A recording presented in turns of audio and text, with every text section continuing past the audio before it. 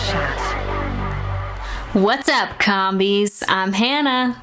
And I'm Olivia. And it's time to Kombuchat. How you doing, sister? Today I'm feeling lazy. I put on this cheetah headband because it makes it feel like I'm wearing a full outfit for me, but I do feel underdressed. A little rawr. I've got that growl inside me. Cheetah girl, cheetah sister. Oh man, if we could recreate that movie now, even with just the two of us. What happened to all those ladies? I'd be so fulfilled. I don't know, I only know about Raven. Disney Channel movies were such a vibe. Let's watch a Disney Channel movie. Yeah. Remember that title sequence? That dates me. Good. Welcome to that world. So this week we are super excited to dive into drag. That is right. I am pumped. Yeah, me too. This has been a topic we have wanted to discuss for quite a while. Yeah, and we have 3 drag queens that will be joining us for our talk today.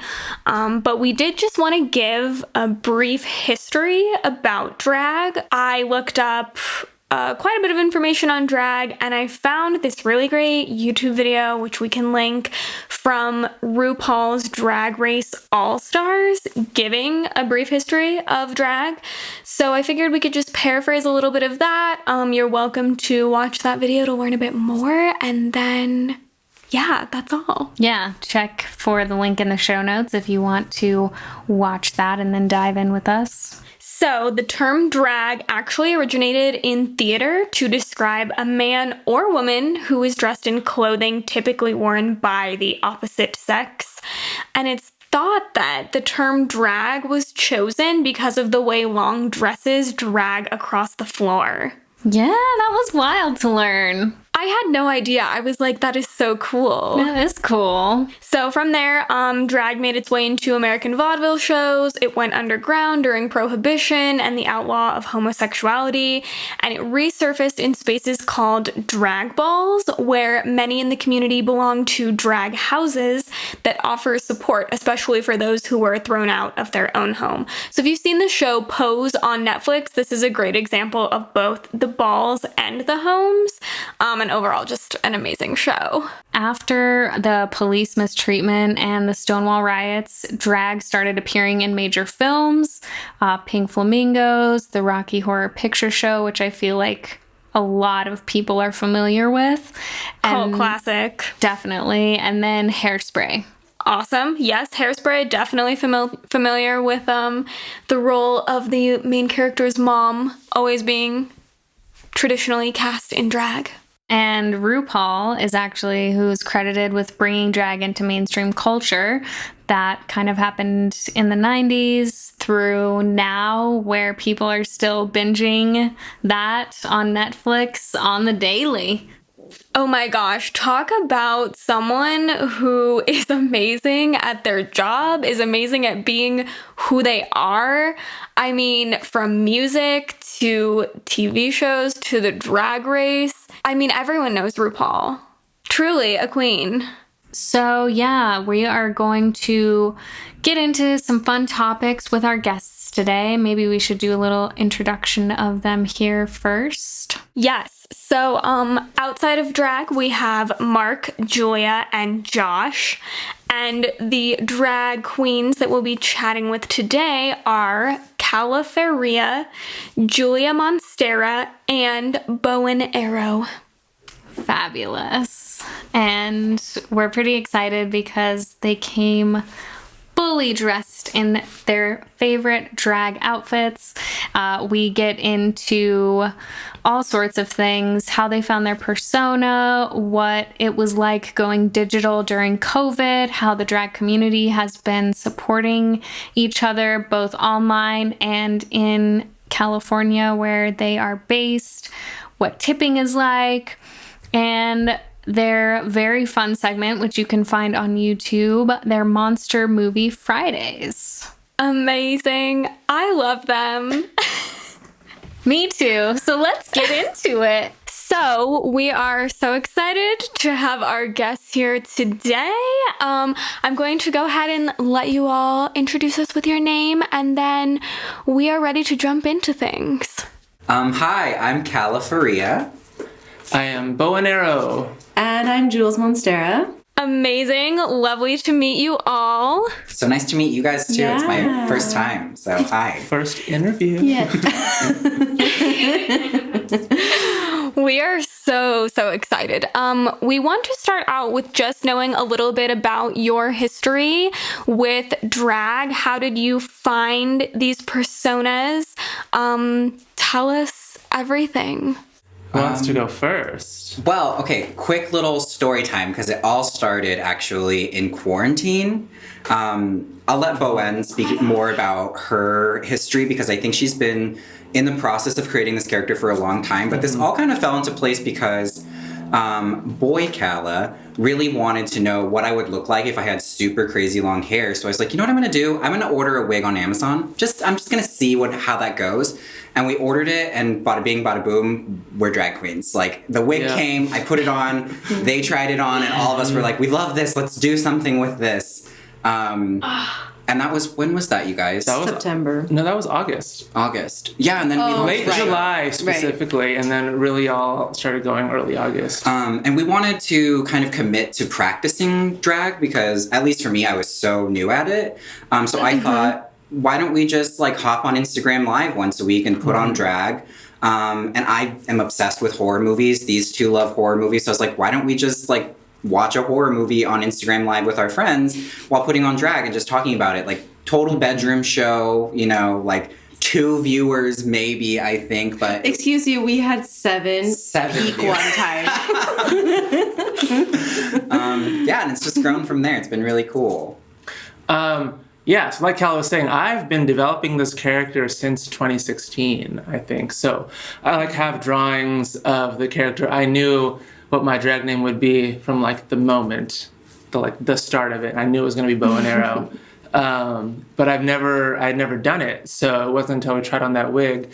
And Olivia, I've actually like mildly put you in drag for theater productions, if you remember. That's right. So, yeah, that character actually really started in Leon's makeup class in 2015, which was a disaster.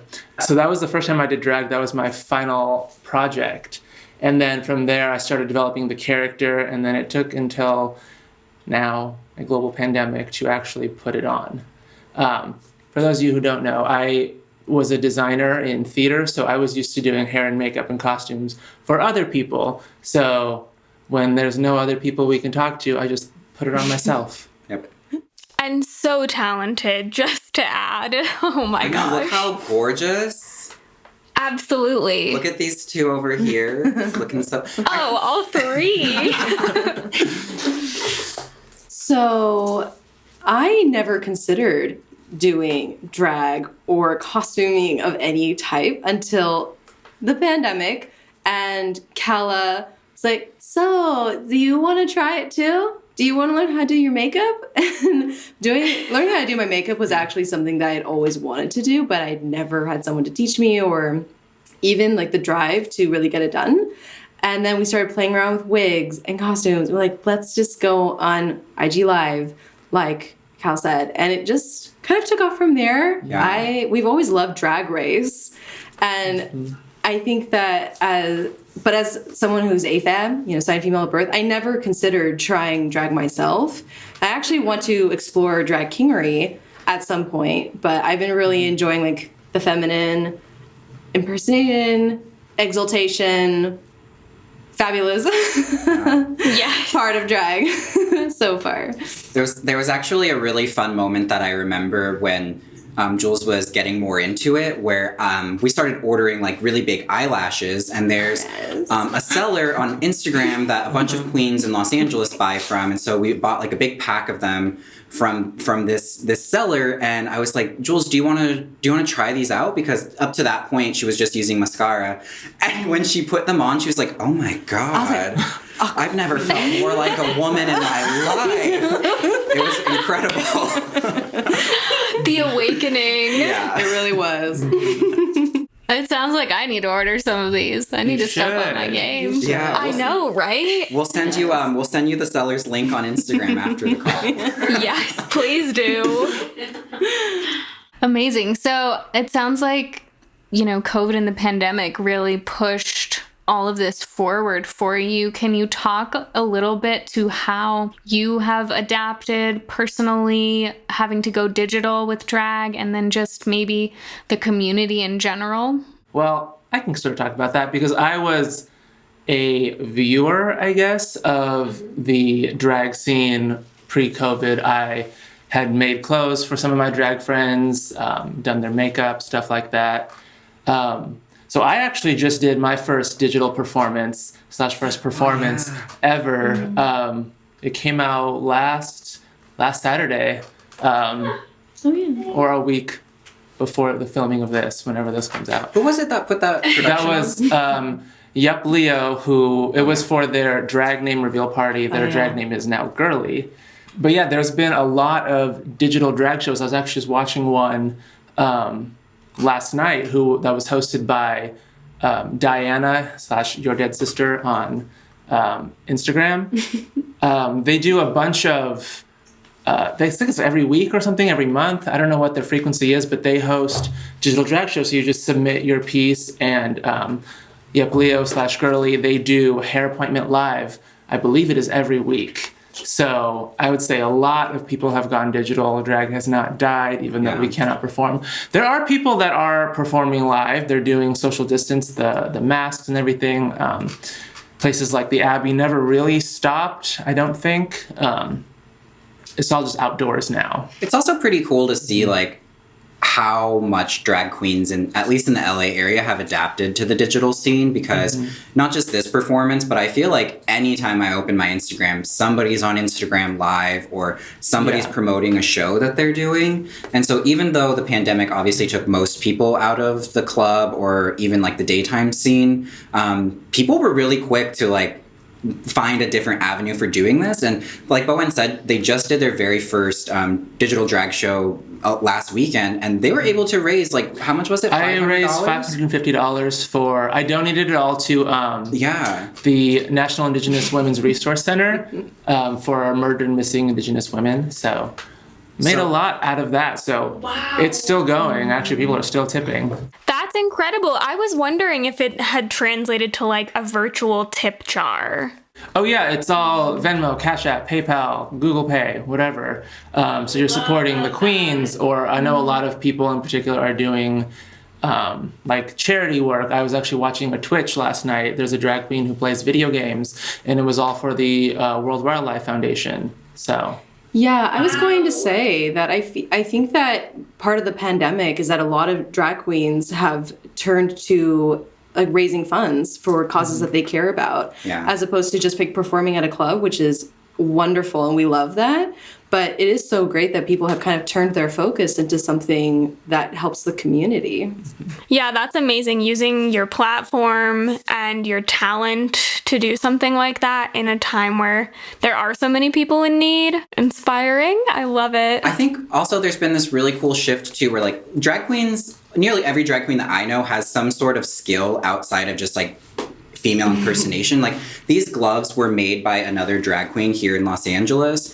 You know, and I just like, that's pretty common. I think a lot of drag queens, when they switch to the digital space, were like, I have no access to like an income right now. I need to figure out how I can make an income. And we just started like selling to each other. Yeah. And, you know, like the eyelashes, like I said, these gloves, and Bohenne has a friend who, Prism, right? Prism the Gem. Prism, yeah. They make costumes. I know plenty of queens who like style wigs and stuff. So on top of... Oh yeah, Bohenne does photography now for other drag queens. So it's almost like there was already a drag economy that was being built because of RuPaul's Drag Race and the local scene, but now it's like fully digital, and we're able to support other drag queens' online businesses as well, which is really cool.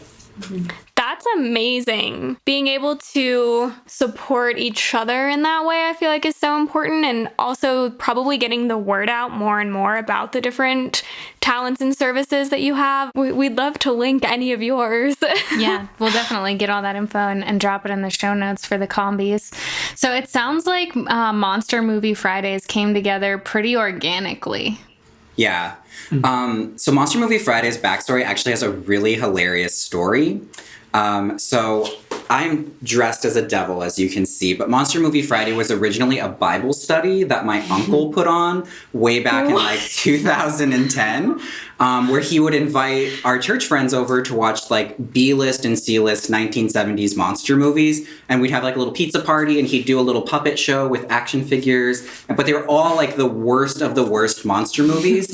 And afterwards we would read the Bible together as like a group of young people. Obviously I'm a heathen now, so I don't care so much about, we're all heathens. Speak for yourself. But I thought, like, how ironic and fun would it be to take, like, something that in my life has kind of oppressed me in a weird way and, like, reclaim it and make a joke out of it. And now it's a digital drag show, so that's been really fun.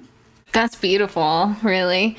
So yeah, tell the combies, for those who haven't had a chance to check it out yet. I mean, I just watched the one for Hereditary. Just kind of give us a little breakdown on what the average Monster Movie Friday session looks like. So I know you get on, there's sometimes a fun drink involved. Maybe just give a little rundown. Well, I'll just talk about Monster Movie Friday, and I'll let Jules talk about the Biological Brews segment, which is part of every episode now. But like I said, we started off completely as an Instagram live show. We had no idea what we were doing. We were just like, let's go on live on Fridays and just talk about a movie with our friends.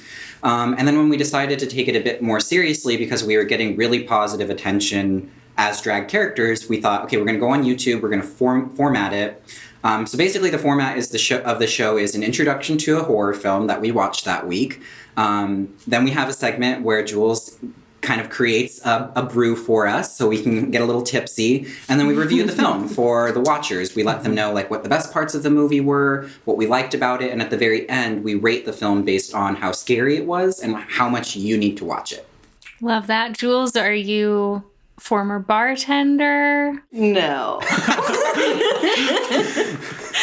I just really enjoy cocktails. And so we just thought it would be fun. Like, oh, let's just try to create a fun cocktail for each episode. Easy, right? And so then I'm going online being like, can I take mixology classes? Can I take bartending classes? And didn't you? I did. I took Bar Smarts. She like threw her whole weight behind it. She's like, I'm gonna get a bar license for this. I will half-ass nothing in this life. And it's been a really fun, it's actually called Julia's Biological Brews, because when we were first creating the drag characters and starting the show, I was actually taking on more of like a witchy, kind of like a darker persona. And I think part of the reason that this has been such a great experience, I think for all of us, and me especially, is that it's really helped me grow and kind of explore my creative side and the persona just in general. And so I think that I've moved away a little bit from the witchiness, although I still love Vampira looks. I think they're so incredible. But that's why it's called Julia's Biological Brews. And we test out drinks. And like I said, she threw her whole weight behind it, because she didn't go, like, a few times she went kind of simple with, like, like a screwdriver or something like that. But, like, this week she did, like, a blackberry basil simple syrup style drink. And, like, she makes some, like, really incredible beverages. So she got really into it, which was really amazing. We have to put all the drinking to good use. Yeah. So we're going to... Yeah, definitely. When I was watching the Hereditary episode, I was like, oh my gosh, I should have started by making a grocery list and acquiring all of this alcohol. Oh, Right. We've thought about that, like releasing the drink beforehand so that people can drink the drink as Drink with you. drink Yeah. with us. Yes. So maybe that's something that we should really consider. Season for 2. Season 2. So how can our listeners and how can we get more involved with Monster Movie Friday? Or I know you have a second channel, I think. It's actually a second show. So it's called A second show. It's called Lash Out. So Jules and I will we get into the look. So we just filmed it before we did this. Yep. Our Lash Out episode. Today's actually our final episode of season 1. Cry. It'll be coming out soon. I don't know when this comes out relative to that, but it'll probably already be out. But yeah, so we talk about something that we can like kind of complain about, we can lash out about, throw some shade, all of that, while we're getting into the makeup. So the first time we did kind of like a standard makeup tutorial, but then we sort of realized that maybe that's not the most fun part of it, and it's sort of just us talking, and people just wanted to hear us talk about stuff. Yeah. Actually, one of our most popular episodes is the one where we talk about our characters' backstories. Yeah, that's our most viewed, I think that's our most viewed video now on YouTube, is when they talk about how we developed this, how they came up with who they are. Yeah, so that's also to answer your like filming day thing. We start out with Lash Out, we'll take a break, then we go into the Monster Movie Friday episode with all Take a three of break? us. I don't know what you're talking about. There's no breaks. There are no breaks. We take a break to get ready. We like film Lash put Out on the wig.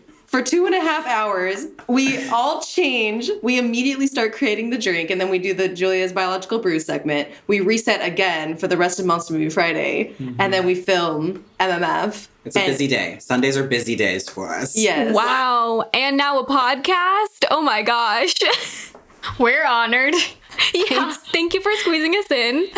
Also, in terms of supporting us, you know, to be honest, like the best way a listener could support us would just be going to the YouTube channel, just giving us a like or a comment, or, you know, kind of pinnacle of success is to share our videos with your friends.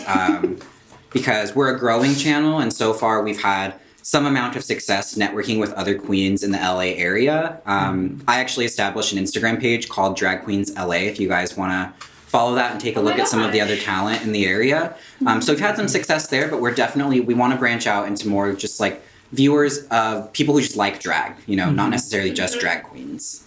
Or horror. Or horror, if you like horror. Absolutely. And so we also want to point our listeners to everywhere they can support you individually. Can you run off everywhere we can find each of you? Yeah, so I'm on Instagram as Calla Faeria. You can also support my drag page at Drag Queens LA, so you can support Los Angeles queens. I'm also on TikTok as Calla Faeria, although I've only ever posted once, and our YouTube channel. So I am on Instagram and TikTok as Bohenne Arreaux. My artist page, Instagram is Josh LaCour. That's where you see my photography, where you can book sessions, all of that. And then on Monster Movie Fridays, Instagram and YouTube. I'm on Twitter and Instagram. Oh, Twitter. I don't use Twitter. I have one. Bohenne Arreaux. Never uses it. As Jules Monstera. So it's actually, I'm in the middle of a rebrand. And Jules Monstera, it will be my drag name, but I also have a Twitch channel, and I will be updating the name to Jules Monstera. Right now, my username on Twitch is Horror Hubba. But that's another really wonderful thing that came out of all of this. It gave me the confidence to do something like Twitch. And that's been really fun. Give you the confidence to Twitch. To Twitch. Be a Twitcher, as Calla says.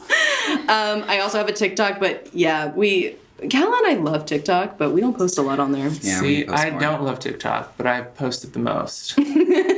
Oh, okay. That's because Bohenne is a hustler and just pumps out that content. Okay, we do have another question for you. Obviously, with your mixology, your lovely drinks on Monster Movie Friday, we are curious to know if you've dabbled in the kombucha world, and if so, what your favorite flavor is. Oh, I love kombucha. Same. Oh, yay! Favorite flavor. So, Jules and I actually went to college together, and when we were in college, kombucha was kind of, I don't want to say it was like new, but I don't know if you guys remember, like from like 2010 to 2014, for some reason, every hipster was drinking kombucha. Also, we went to UC Davis, and it was hipster land. It's very hipstery up there. So I became really obsessed with the brand. I think it's called Synergy, the little glass bottle ones. Yeah. And they had a strawberry flavor with chia seeds in it at the bottom. Oh, so good. That was my favorite. I'm forgetting the name of the brand, but there's an anchor on the label. Health Aid. Health Aid. I love the pink lady apple flavor. Oh, from yes, them. that's one of my favorites. Yeah. Oh, so refreshing. I don't know much about kombucha. I'm sorry. Out of the podcast. I do love my Yakult probiotics. Which is funny because I'm the Korean one. I never drink Yakult.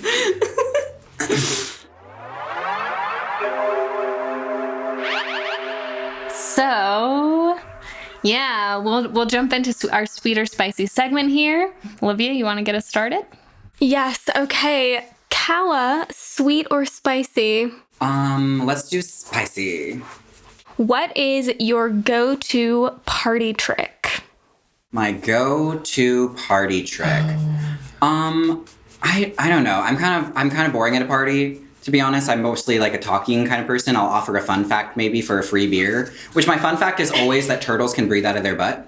But There we go. I don't know if you guys could hear it, but I can also do this really weird clicking thing with my tongue. I think that's special. I can make it myself sound like a cricket. Let me see if I can do it. Oh my gosh. Party trick. That is a party trick. What? Yeah, both of those. Okay, great. All right, Bowen, sweet or spicy? Let's go sweet. I knew you would. Because I'm sweet. I know. Okay, if you could live inside of one music video, which one would it be? Oh my gosh. Okay, Curly walking on air. Great answer. Do you know that music video? I'll be looking it up after the show. She's like, I don't know where she's from, maybe like Sweden or something. It is the strangest music video, but she has the coolest clothes and like haunted little rooms. Good reason. Mm-hmm. And Jules, sweet or spicy? Spicy. What's the weirdest thing you've ever eaten? We just did an episode on We this. did just do an episode on this. Oh my gosh. The weirdest thing I've ever eaten was in Barcelona. Barcelona. I Get it right. Barcelona. Get it right. I think it's a regional delicacy technically, but I went and was having tapas with some of the other people in the hostel, and they served us this cow stomach in some kind of red broth. And as we discussed on Lash Out, I'm very open to foods. I'm not a picky eater at all. I'm very picky. Bowen is extremely picky, and so that's why we were doing an episode on this. But I took like one taste of this, and I was nauseous. I could not believe that this was a regional delicacy, and I was so disappointed because I had heard about this and I had really wanted to try it, and I like cow stomach and pho, so it wasn't that. So I don't know, but it was weird. A dislike. Wow. Mystery broth, it sounds like. Yeah, I was like, what's ugh? And other people were like, it's bad, but it's not that bad. And I was just on the other end. I was like, no, I will never be eating this ever again. Yeah.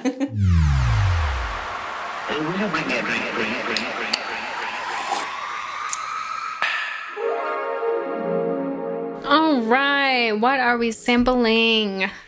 Today we are doing Happy Leaf Kombucha Cranberry Lavender. Okay. So we have sampled some Happy Leaf before. It is native to Colorado, aims to be environmentally sustainable and community focused. And one thing that's kind of cool that I found out about this brand is you can actually have your favorite flavors shipped directly to you. Oh, that's nice. So especially in a time where people are not maybe wanting to go to the grocery store as often or maybe at all, it's pretty cool that you could get this shipped to you, have that kind of availability. I'm not sure exactly where they ship to. You definitely have to look into that on their website, but it's a cool option. That is really nice. This flavor, Yeah, cranberry lavender. that's so interesting. Not something I'd pair. Together. Yeah. Yes. Yeah, absolutely. So I'm kind of already intrigued off the bat, like, ooh, what is this? And I like the purple can. It's in a can. It's got that lavender feel, keeps in line with that for branding. Once again, a thing that I like about this one is that it does say it's non-alcoholic at the top. I think that's great. Really breaks down these nutritions for you. 10 grams of sugar per serving. 1 can is 1 serving. There is Rocky Mountain water in this. That's true. That is actually adorable. That is true, yeah. They didn't need to specify that, but they did. And I love that. That's so cute. Yeah, and just with that non-alcoholic, it does give the asterisk that due to the natural fermentation, this product may contain a trace amount of alcohol similar to fruit juice or apple cider. So I think it's really great that they're very clear about that. Right. It is a question that I've heard people ask before with kombuchas. For some reason, people tend to, when they're first hearing about kombucha, think it is an alcoholic drink. Okay. And there are alcoholic kombuchas, so I don't know, I just think that that's really nice. It's nice. Can, so it's recyclable, which is great. Yeah. We've talked a little bit about their branding in the past. They have like fun little characters. The font's funky fun. and cute and fun. There's a lot to keep looking at on the bottle, or the can, which is fun. Okay, let's open it. Great. I love something about this. Ooh, Pop top. I love a pop top. Raindrop pop top. Okay. So cranberries are not something I think about consuming a lot outside of Thanksgiving. Yeah, that is true. So I'm interested in, will this be a fall flavor? Will this just be a flavor? Yeah, it's a really interesting scent on this one. And I'm going to say interesting in not my favorite way. Okay, I actually kind of like it. Okay, I don't. I can get a hint of fruity and floral, the combination there on the scent. And I actually do kind of like it, yeah. Something I don't like. Okay. I actually can't put it in. I'm trying to think of words like, I don't know, mothball comes to mind. Oh my goodness, that is a strong statement. You know when there's an aftertaste? I think this has an after smell. Something lingers. Okay. Okay, I just want to try it. Let's talk color and consistency. Okay, mine's pretty clear, but yours looks murkier. Yeah, mine has got a little bit of sediment there, but not really too much, especially comparatively with other kombuchas we've sampled. Kind of a pinkish color to it. Shall we do a little combi test? Yeah. Oh, wow. This is unlike anything I've ever tasted. I will definitely say that. I'm not sure I love it, to be honest. You know what I think that smell was? It wasn't mothballs. I think it was like the skin of a cranberry. Oh my, oh my. You know, like the... Okay. That is what I'm getting. Like something almost inedible. Not good. I don't really like this. I'm not a huge fan. I'd probably go on the SCOBY scale 1 to 5, like maybe a 2.5. I gotta say, I love their branding. I love the can. I love their brand. I have really enjoyed other flavors by them. Of course, I love that it's Colorado based, and the shipping option is fabulous. Would I pursue this flavor again? Probably not. I'm not sure. Cranberry and lavender, I was hopeful that it's maybe a mix that I have never consumed or thought about that would be amazing combination, and I'm just not getting that. Something's not hitting right for me on this one. Yeah, I'm gonna give this a 2. I do love the branding. I like the overall brand from what I know about them, where they're based, all that jazz. But this is a flavor I wish I didn't know. Okay. And so I'm never gonna have this again. And I really do like their other flavors, but I would say probably don't. This one is not for us. And you're a floral gal. I am, but something with the cranberry I'm not loving. And if you don't like cranberries, I would say maybe don't. For sure. But, you know, you could really like this. I just personally, it's not my vibe. That's that. That is the cranberry lavender Happy Leaf. Special thanks to Gold Threads Audio for music and audio production. Check out goldthreadsaudio.com for all your podcast, music, and sound needs. This has been an On the Run media production. All reviews are strictly independent opinions of our hosts and guests. Make sure to like, review, comment, and subscribe on iTunes, Spotify, YouTube, or wherever you listen to podcasts. And let us know your favorite part of the episode in the comments and on Instagram. I'm at Blonde on the Run. I'm at Olivia. We'll see you next time, combies. Bye!